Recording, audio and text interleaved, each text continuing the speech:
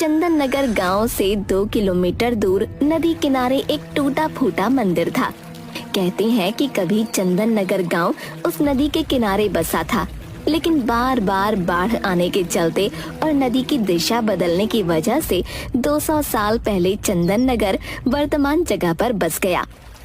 वो पुराना मंदिर आज भी नदी किनारे ही विराजमान है। इस मंदिर को गांव वाले भूतिया मंदिर भी कहते हैं। एक दिन बहुत तेज बारिश हो रही थी और बिजली भी चमक रही थी। गांव का भुवन काम से लौट रहा था। उसके कुछ ही दूरी पर गांव का नाई कनुआ कहीं से वापस लौट रहा था। अचानक से बिजली चमकी और मंदिर का घंटा बजने की आवाज आई। हे भगवान, आज क्या अनर्थ होगा पता नहीं, सब सुख रखना। तभी घंटे की आवाज और तेज होती गई और उसके सामने से कनुआ नाई उड़ता हुआ मंदिर की तरफ से गायब हो गया। नहीं, ऐसा नहीं हो सकता। कनुआ चाचा! थोड़ी देर में बारिश रुक गई और भुवन भागता हुआ कनुआ के घर जा पहुंचा। चाची, वो मंदिर! बताओ रे भुवन को क्या हुआ? इतना घबराए हुए क्यों हो? सब मंगल तो है ना? नहीं चाची, कनुआ चाचा मंदिर के घंटे की आवाज में गायब हो गए। नहीं, ऐसा नहीं हो सकता। कह तो कि झूठ है। मेरी आंखों के सामने चाचा मंदिर की तरफ उड़ते हुए चले गए। मुझे माफ कर दो चाची, मैं कुछ नहीं कर सका। धीरज धरो बहू, अब इन गांव वालों को सब पता नहीं किन पापों का फल मिल रहा है। पिताजी, बहुत प्यास लगी है। एक बोतल पानी लाया था, वो दोपहर में ही खत्म हो गया था। जा नदी किनारे जाकर पी ले। क्या पिताजी, 1.5 किलोमीटर पानी पीने के लिए जाऊं? क्यों ना हम अपने खेत में एक कुआं खोद लें। मेरे सपने में भी आता है कि हमारे खेत में एक कुआं है। चल चुपचाप अपना काम कर। जब देखो उल्टा पुल्टा बात करता रहता है, आलसी कहीं का। 1.5 किलोमीटर चलने के चलते इनको खेत में ही कुआं चाहिए। अरे सपना में कुआं दिखता है। कल आलू भी निकलना है, माँ भी आएगी, 2 बोतल पानी भर लेना। माँ देखो ना, बोतल से पानी खेत में गिर गया। प्यास लगी है, क्यों ना हम अपने खेत में कुआं खोदें। सचमुच मेरे सपने में दिखता है कि अपने खेत में एक कुआं है। अब तो शाम हो ही गई है, घर जाकर पानी पी लेना बेटा। माँ, मैं थोड़ा चेतन के पास जाऊंगा, तुम लोग घर चले जाना। मैं उससे मिलकर रात में घर लौटूंगा। रतन और सुनीता घर चले जाते हैं। बंकू अपने दोस्त चेतन से मिलने जाता है। रात में घर पर, बेटी सुमति, पिताजी को थोड़ा खाना दिया। रात के 9 बज गए हैं, नहीं तो वो सो जाएंगे। पता नहीं ये बंकू कहाँ रह गया। लाओ माँ, मैं दे देती हूँ। रतन के पास जाकर, पिताजी ये लीजिए आपका खाना। ठीक है बेटा, लाओ। बंकू अभी घर लौटा या नहीं अभी तक? नहीं पापा, बंकू भैया अभी तक नहीं आए हैं। तभी पुराने मंदिर के घंटे के बजने की आवाज आती है। आज वर्षों बाद पुराने मंदिर का घंटा बजा था। बहुत दिनों बाद आज फिर पुराने मंदिर के घंटे बज रहे हैं। जरूर कुछ अनर्थ होने वाला है। यह बंकू ना जाने कहाँ रह गया। तभी सुनीता दौड़ती हुई आती है। अजी सुनते हो, बाहर पुराने मंदिर के घंटे बज रहे हैं। अभी तक बंकू भी घर नहीं लौटा। गजब हो गया, जाने क्या होने वाला है। अरे भाग्यवान, आ जाएगा। घंटे की आवाज सुनी होगी तो वह अपने दोस्त के घर ही रुक गया होगा फिलहाल। काश आप जो कह रहे हो वैसा ही हो। अरे पिताजी, आप दोनों घंटे की आवाज सुनकर इतना डरे हुए क्यों हो? आखिर बात क्या है उस घंटे में? उसी समय दरवाजे पर कोई दस्तक देता है। लो, आ गया मेरा बेटा बंकू। भगवान का लाख लाख शुक्र है। सुमति, जब भैया आया है, खोल दे दरवाजा। सुमति जाकर दरवाजा खोलती है। अरे पंडित जी, प्रणाम। हाँ बेटा, मुखिया जी के यहाँ पूजा करवा कर लौट रहा था, तभी पुराने मंदिर का घंटा बजने लगा तो मैं यहाँ आ गया। अरे पंडित जी प्रणाम। आइए आइए, अंदर आइए। बड़े दिनों बाद पुराने मंदिर का घंटा बजा है। पता नहीं किस बदनसीब की किस्मत खराब है। वैसे तुम्हारे परिवार में तो सब सुरक्षित है ना? मुंह क्यों लटका हुआ है तुम्हारा? प्रणाम पंडित जी। देखिए ना, बंकू दोस्त के यहाँ गया था, अभी तक लौटा नहीं है। पुराने मंदिर से घंटे की आवाज आ रही है। चिंता लगी हुई है। धीरज रखो बहू, कुछ नहीं होगा बंकू को। भगवान भला करेंगे, जहाँ होगा सुरक्षित होगा। लेकिन उस पुराने मंदिर के घंटे की आवाज से सब इतना डरे हुए क्यों हैं? मुझे कोई बताता क्यों नहीं? ये तो कोई नहीं जानता बच्ची कि वो मंदिर का घंटा अपने आप बजता कैसे है, लेकिन जब भी बजता है गांव से कोई न कोई लापता जरूर हो जाता है। इसीलिए मंदिर का घंटा बजते ही सभी अपने अपने घर में घुस जाते हैं। तो इस घंटे को कोई खोलकर हटा क्यों नहीं देता? जिसने भी घंटा को हटाने की कोशिश की उसी क्षण उसे लकवा यानी पैरालिसिस मार दिया। ओह, लेकिन ऐसा होता क्यों है? हमारे पूर्वज बताते हैं कि सदियों पहले उस मंदिर के पुजारी की हत्या चोरों ने कर दी थी और कीमती आभूषणों और मूर्तियों को लेकर भाग गए। पर किसी गांव वाले ने पंडित जी की मदद नहीं की? पंडित ने जोर जोर से घंटा बजाया, लेकिन सर्दी के 12 बजे ठंडी रात होने के कारण कोई भी गांव वाले मदद के लिए नहीं गया। कहा जाता है कि उस पुजारी की आत्मा आज भी मंदिर में ही मौजूद है। जब जब पुजारी की आत्मा कुहकती है, मंदिर का घंटा बजने लगता है और गांव का कोई न कोई व्यक्ति गायब हो जाता है। उधर घंटा बजने के पहले बंकू अपने दोस्त चेतन के घर पर था। चेतन, रात काफी हो गई है, अब मैं चलता हूँ। पिताजी खाना खाते समय मुझे खोजते हैं। दरअसल मैं और पिताजी रात का खाना साथ में खाते हैं। ठीक है यार, तुम्हारे साथ भी पता नहीं चला कि टाइम कैसे गुजर गया, इतनी रात हो गई। तभी मंदिर का घंटा बजने लगता है। अरे बंकू, थोड़ी देर रुक जा यार, पुराने मंदिर का घंटा बजने लगा, जरूर कुछ होने वाला है। नहीं यार, पहले ही काफी लेट हो चुका है। पिताजी मेरे बिना खाए सो जाएंगे, और वैसे भी मैं इस अंधविश्वास को नहीं मानता। ठीक है, चलता हूँ, 10 मिनट में घर पहुँच जाऊंगा।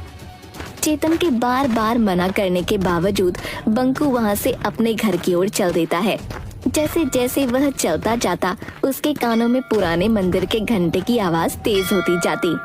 घंटे की आवाज अब उसके कानों में इतनी तेज हो गई कि वो दोनों हाथों से कानों को ढक लेता है।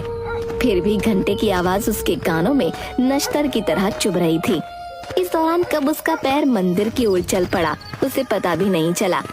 एकाएक वो देखता है कि वो मंदिर के पास खड़ा है और घंटा लगातार बजे जा रहा है। वो कुछ समझ पाता इससे पहले ही घंटा चुंबक की तरह उसे खींच लेता है और घंटे के अंदर बंकू ऐसे समा जाता है जैसे घंटा कोई ब्लैक होल हो। इसके साथ ही घंटे की आवाज आनी बंद हो जाती है। इधर रतन के घर। चलो, घंटे की आवाज तो बंद हुई, भगवान करे कहीं कोई हादसा ना हुआ हो। ठीक है रतन, अब मैं चलता हूँ। बंकू भी तुम्हारा 10-15 मिनट में आ ही जाएगा। ठीक है पंडित जी, प्रणाम। सुनो जी, टॉर्च लेकर चेतन के यहाँ जाकर देखाओ। घंटे की आवाज तो बंद हुए आधा घंटा हो गया, बंकू अभी तक घर नहीं लौटा। तुम ठीक कह रही हो सुनीता, मैं अभी जाकर चेतन के घर बंकू को देख कर आता हूँ। सुमति, जरा टॉर्च तो लाना। रतन पूरा रास्ता टॉर्च से बंकू को खोजते हुए चेतन के घर पहुंचा। वो दरवाजा खटखटाता है। अरे अंकल, आप, बंकू तो यहाँ से आधा घंटा पहले ही चला गया, जब घंटा बज रहा था। अभी तक घर नहीं पहुँचा क्या? नहीं बेटा, अभी तक तो बंकू घर नहीं पहुँचा, लेकिन जब पुरानी मंदिर का घंटा बज रहा था तब उसे जाने क्यों दिए? अंकल, मैं बार बार उसे मना कर रहा था कि अभी मत जा, लेकिन वो बोला कि मैं अंधविश्वास में नहीं मानता। मेरे पिताजी मेरे बगैर खाना नहीं खाते और वो उसी समय चला गया। चेतन और रतन दोनों मिलकर बंकू को बहुत ढूंढते हैं, लेकिन बंकू कहीं नहीं मिलता। रतन के घर पर हाहाकार मच जाता है। जैसे तैसी रात गुजरती है। सुबह होते ही रतन के घर पर लोगों की भीड़ उमड़ पड़ती है। रतन भाई, मुझे अभी अभी पता चला कि घंटे की आवाज जो रात में हुई थी उसके बाद से तुम्हारा बंकू गायब है। मुझे इस बात का बहुत अफसोस है, लेकिन इसमें हम लोग कर भी क्या सकते हैं। सरपंच साहब, बंकू मेरा इकलौता बेटा था। वह पूजा पाठ अंधविश्वास को नहीं मानता था। कितनी बार उसे समझाया, लेकिन वह नहीं माना। आज उसी का फल हम लोग भोग रहे हैं। नियति के आगे हम सब लोग बेबस हैं। मैं जानता हूँ कि तुम्हारे ऊपर क्या बीत रहा है। हम लोग तो सिर्फ सांत्वना ही दे सकते हैं। हाँ, बेटा तो चला गया, अब तो सिर्फ सांत्वना ही हमारे हिस्से बचा है। अभी कल ही वह कह रहा था कि पिताजी एक कुआं खेत में खुदवा दीजिए। मेरे सपने में आता है कि अपने खेत में एक कुआं है। 2-3 दिन बाद गांव में एक दुष्ट पंडित बाबा चूरन दास आते हैं। उसे पता चलता है कि रतन के घर से उसका इकलौता बेटा बंकू गायब हो गया है। इसी बात का वो फायदा उठाने की सोचता है और रतन के घर पर पहुंचता है। अलख निरंजन, कोई घर पर है बच्चा? बच्चा तो नहीं रहा। लीजिए महाराज, ये 1 किलो चावल स्वीकार कीजिए। नहीं माता, मैं भिक्षा मांगने नहीं आया। मुझे मालूम है कि तुम्हारा बच्चा पिछले दिनों गायब हो गया है। कोई बात नहीं, हम उसे वापस लाएंगे। महाराज की जय हो। कोई भी उपाय करे महाराज, कैसे भी मेरा बच्चा मुझसे मिलवा दे। नारायण नारायण, तुम्हारा बच्चा तुम्हें जरूर मिलेगा माता। बस थोड़ा सा दान पुण्य करना होगा। घर में जितना भी सोना है उसका त्याग करना होगा। महाराज, सोने जैसे बेटे के सामने ये नकली सोना किस काम का। मैं अभी आपको घर में रखा सारा सोना जेवर लाकर देती हूँ। सुनीता घर में रखा सारा सोने का गहना लाकर बाबा चूरन दास को दे देती है। ये लो बाबा, मेरे यहाँ जितने भी सोने के गहने थे वो सब मैं ले आई।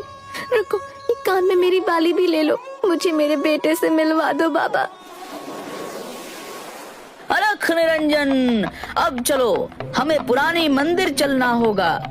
वहीं तुम्हारा बेटा तुमसे मिलेगा।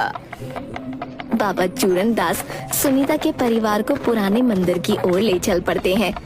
जल्दी ये बात पूरे गांव में फैल जाती है। बाबा चूरन दास बंकू को वापस लाएंगे।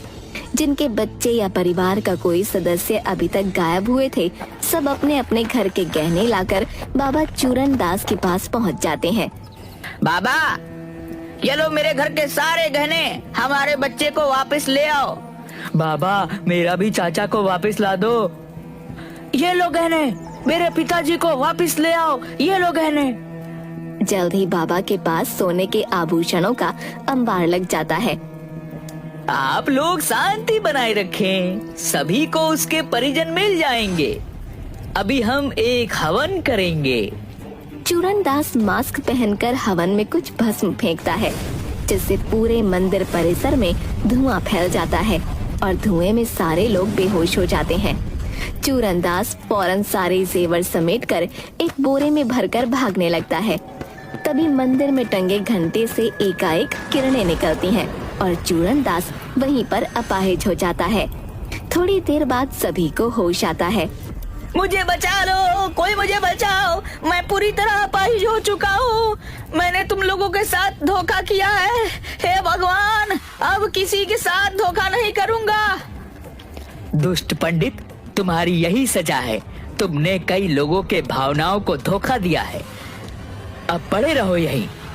उधर सुनीता ने रात में कहा था कि उसके बेटे की आखिरी इच्छा खेत में कुआं खुदवाने की थी, इसलिए रतन बंकू को याद कर खेत में कुआं खोद रहा होता है। तभी उसे जमीन के अंदर से कुछ मूर्तियां और आभूषण मिलते हैं। वो इसकी खबर सरपंच और पंडित ज्ञानचंद को देता है।